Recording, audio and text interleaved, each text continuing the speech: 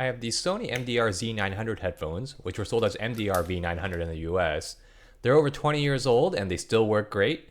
The plastic on the headband has worn and flaked off, as you can see, and the same thing happened to the ear cushions, including with multiple replacements that I bought. I finally switched them to velour pads, which I'm much happier with. And I can change the headband, but that requires complete disassembly because of how these things are put together, so I'm okay with leaving them how they are. But the one thing that bothers me is the cable. It's heavy duty and has never failed in over 20 years of use. The coils do make them flexible in terms of length while keeping it from becoming a tangled mess, but the flip side is that they're pretty heavy and can be inconvenient when wearing. So I'm going to replace the cable with the female 3.5mm jack so that I can use any cable of any length and replace them easily if they end up failing. We'll start by removing the cushions and putting them aside. Then I'll remove the 3 screws holding the left earpiece to the headset.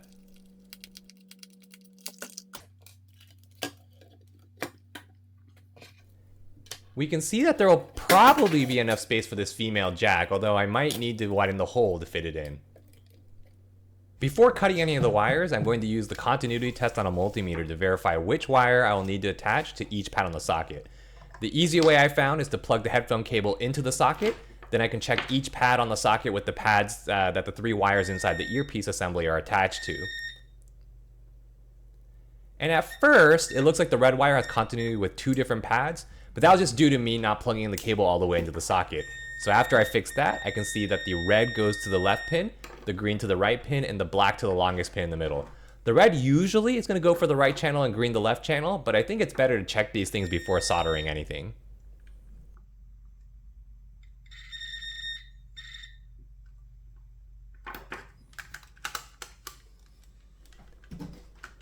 Next, I'll remove the cover on the back of the earpiece so that I can remove the cable.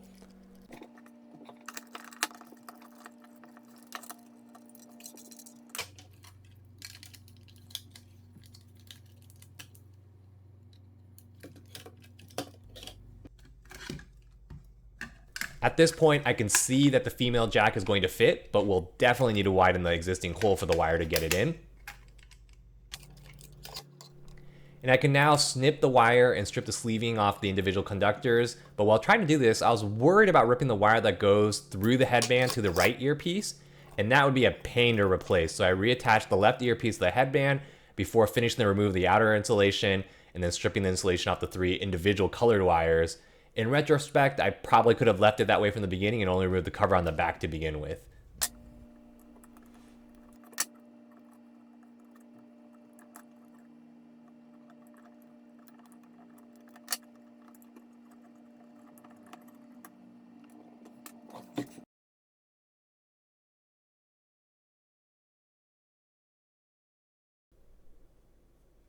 After that, I just need to solder the red, green, and black wires to the correct pads on the female jack.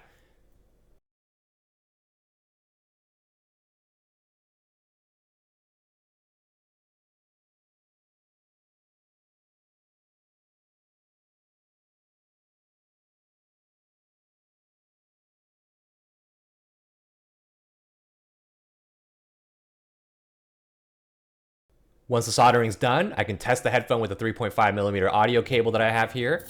I used a stereo test that I found on YouTube that plays audio out of each side independently, and that way I can check that the wiring is correct, that I'm getting left audio out of the left earpiece and right audio out of the right earpiece. With that done, I can go ahead and widen the old hole that was for the headphone cable to fit the new jack.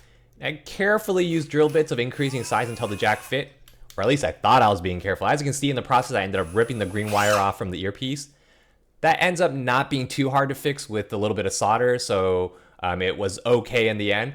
But I would recommend not being an idiot like me and slowly drilling forward until the bit is through the hole, but then instead of going back and forth with the forward drill, putting it in reverse to cut out the hole instead, and that way you can avoid the drill flying forward and nicking one of the wires or possibly even damaging the earpiece.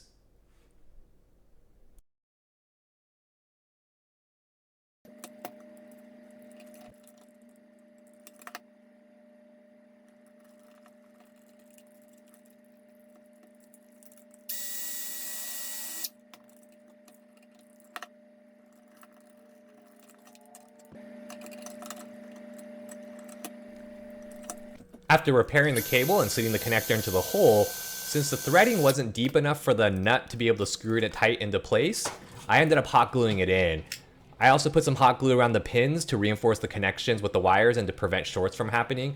Super glue might have been a better choice for seating the jack into the earpiece assembly, but in my case, it was already a pretty tight fit, so it wasn't coming loose easily. And to make it easier to fix if this wasn't working correctly in the first place, I used hot glue so that it's more removable should I need to get back in and rewire something.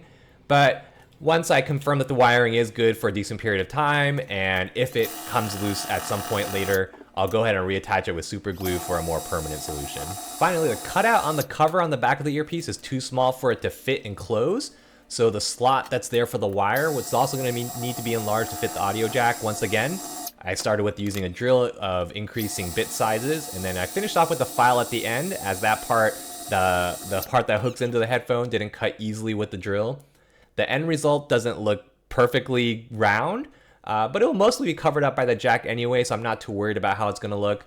I can now place the cover back, making sure that the bottom hooks into the slot, and then screwing in the other side. Then I can go ahead and put the cushions back on, and we are done.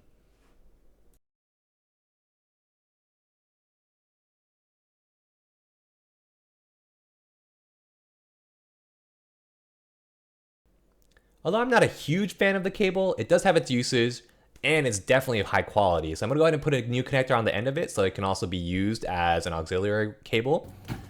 Once again, I'm going to do a quick continuity check of the new plug and its 3 pads, as well as the original cable and its plug.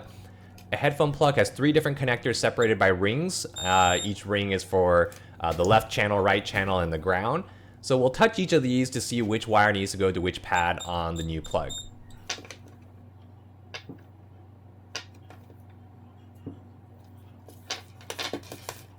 The multimeters show that on the cable, the top one was black, the tip was green, and the middle band was red.